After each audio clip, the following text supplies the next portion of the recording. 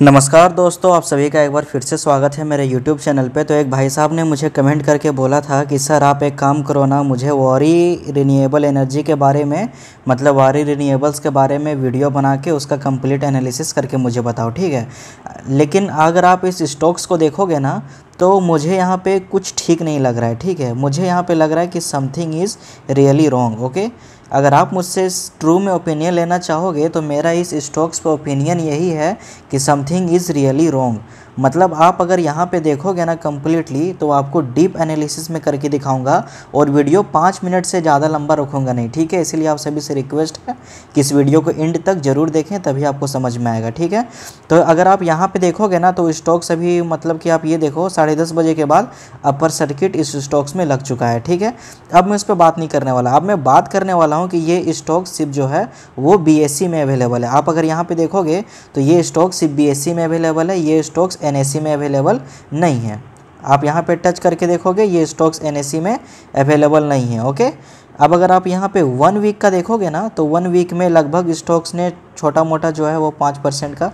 अगर आप 1 मंथ में देखोगे तो 1 मंथ में कुछ नहीं जो है नॉर्मली, लेकिन अगर आप 1 ईयर का देखोगे डाटा तो 1 ईयर में आप बिलीव नहीं करोगे कि 1 ईयर में स्टॉक्स ने क्या रिटर्न दिया है। ये देखो 163 रुपये से 160 का एवरेज मान के चलते हैं, ठीक है। 160 रुपये से अभी हाई कितना बनाया हुआ था स्टॉक्स ने, 1500 का। आप यहाँ पे देख रहे हो ना 160 से सीधा स्टॉक्स यहाँ पे बनाया हुआ है 1500 का, मतलब ऑलमोस्ट 700-800% का यहाँ पे हम लोगों को रिटर्न देखने को मिला, ठीक है, स्टॉक्स में। अब मैं ये नहीं कह रहा कुछ रिटेल इन्वेस्टर नहीं पैसा बना पाए होंगे तो उनकी अलग परेशानी है, अलग मजबूरी है, लेकिन एक चीज़ यहाँ पे कंफर्म मैं कर देना चाहता हूँ कि ये स्टॉक्स इतना अपर साइड मूवमेंट गया, लेकिन क्या किसी लोगों के नज़र में नहीं आया? आप मुझे यहाँ पे एक क्वेश्चन का आंसर दो, ठीक है। क्या ये जो जी बिज़नेस है उसके नज़र में नहीं आया?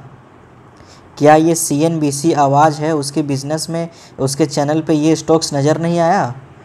सबको मालूम है फ्रेंड्स, लेकिन इसमें बहुत बड़ा रिस्क है। रिटेल इन्वेस्टरों का पैसा कैसे डूबता है वो मैं आप सभी लोगों को बताता हूँ, ठीक है। यहाँ पर अगर आप 5 ईयर का देखोगे तो 5 ईयर तक आप छोड़ दो, 2019 में आप देख सकते हो ना स्टॉक्स 1-2-3 रुपये से लेके अच्छे से देखना आप 2020 तक 1-2-3 रुपये का बना हुआ था, 2021 तक भी 10-12 रुपये का। उसके बाद इसमें मूवमेंट कब आता है? जब 2022 जब स्टार्ट होता है ना तब इस स्टॉक्स में मूवमेंट आता है 2022 से।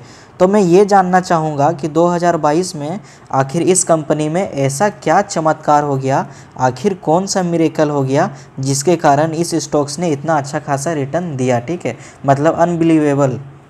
अब मैं यहाँ पे बात करूँगा, अब मैं न्यूज़ पे बात करूँगा, ठीक है ना। इस कंपनी से रिलेटेड कोई न्यूज़ यहाँ पे हम लोगों को देखने को मिल रही है तो किस बेसिस पे अपर सर्किट यहाँ पे लगते जा रहा है, ठीक है, उसे आप हटा दो। इवेंट्स की अगर मैं बात करूंगा तो इवेंट्स में क्या है, स्टॉक ऑफ स्प्लिट्स होगा 2:10, मतलब जिसके पास 2 शेयर है उसको 10 शेयर में बांट दिया जाएगा, ठीक है, स्प्लिट किया जाएगा, ठीक है। तो ये तो कोई मतलब कि जीतने वाली बात तो हो नहीं गई। Board meeting, bank closure, annual general meeting, ये सब चलते रहता है। डिविडेंड 1 रुपये का, कोई बात नहीं। ओवरव्यू में अगर मैं जाके देखूंगा तो आज का लो है 1430 और आज का हाई है 1475। 52 वीक का अगर आप देखोगे लो तो 150 रुपये से सीधा, मतलब आप समझ सकते हो ना 1461 रुपये, इतना ताबड़तोड़ रिटर्न। भाई अडानी शेयर तो नहीं है, अडानी के पीछे का राज हम लोग यहाँ पे समझ सकते हैं।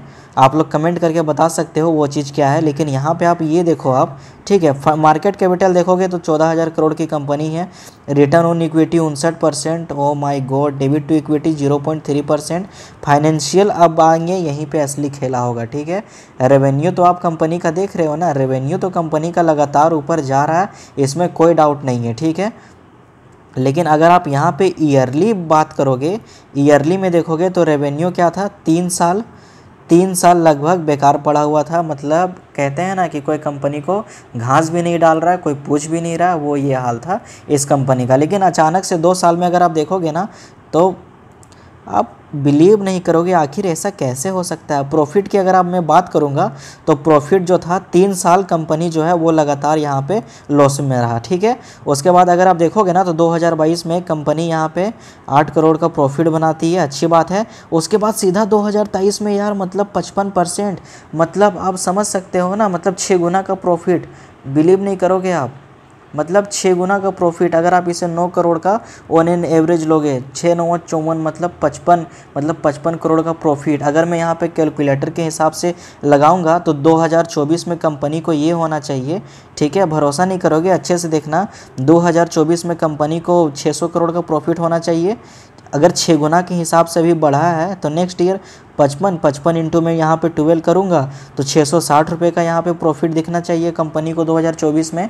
अगर कंपनी 2024 में 660 करोड़ का प्रॉफिट यहाँ पे लेके आएगी तो कंपनी में रिटेल इन्वेस्टरों का कुछ बिलीव आएगा। लेकिन आप देखो किस तरह से यहाँ पे लोगों को मतलब कि बरगलाया जाता है, ठीक है। नेटवर्थ अगर आप यहाँ पे देखोगे ना तो नेटवर्क अप एंड डाउन है। अगर आप कंपैरिजन में कोई अच्छा कंपनी उठा के ले लोगे ना तो अच्छा कंपनी का कंपैरिजन आप देखोगे तो यहाँ पे आपको पता चलेगा कि अच्छा कंपनी जो रहती है ना उसका नेटवर्थ अप टू मतलब कि ऊपर बढ़ते रहता है। लेकिन यहाँ पे आप नेटवर्थ देखोगे तो अप एंड डाउन है। 2022 का अगर मैं डाटा उठा के लूँगा ना तो 2022 से ही कंपनी प्रॉफिट में आना चालू की है और 2022 में ही कंपनी का जो नेटवर्थ है वो सबसे घटिया है। आप देख लो नेटवर्थ अगर आप यहाँ पे देखोगे तो 39 करोड़, कंपनी घाटे में 56 करोड़, कंपनी घाटे में 54 करोड़, कंपनी घाटे में। लेकिन यार ये 29 करोड़ का माजरा क्या है कि यहीं से कंपनी प्रॉफिट में आ जाती है और फिर 85 करोड़ बढ़ जाता है। क्या अगला साल हम लोगों को 50 करोड़ नेटवर्थ देखने को मिलेगा और प्रॉफिट फिर उसी तरह पेश होगा। तो फ्रेंड्स यहाँ पे बहुत सारी चीज़ें हैं, ठीक है। आपको सबसे पहले क्लियर होनी पड़ेगी उन सारी चीज़ों को लेकर। लेकिन अगर मैं यहीं पे शेयर होल्डिंग पैटर्न्स में बात करूँगा ना तो दिसंबर 23 सितंबर, अब दिसंबर छोड़ दो, दिसंबर 22 भी छोड़ दो, ये दिसंबर 23 देख लो। कंपनी में ना कोई FIIs का यहाँ पे होल्डिंग है, ना कोई DIs का यहाँ पे होल्डिंग है, ना कोई म्यूचुअल फंड का यहाँ पे होल्डिंग है, ठीक है।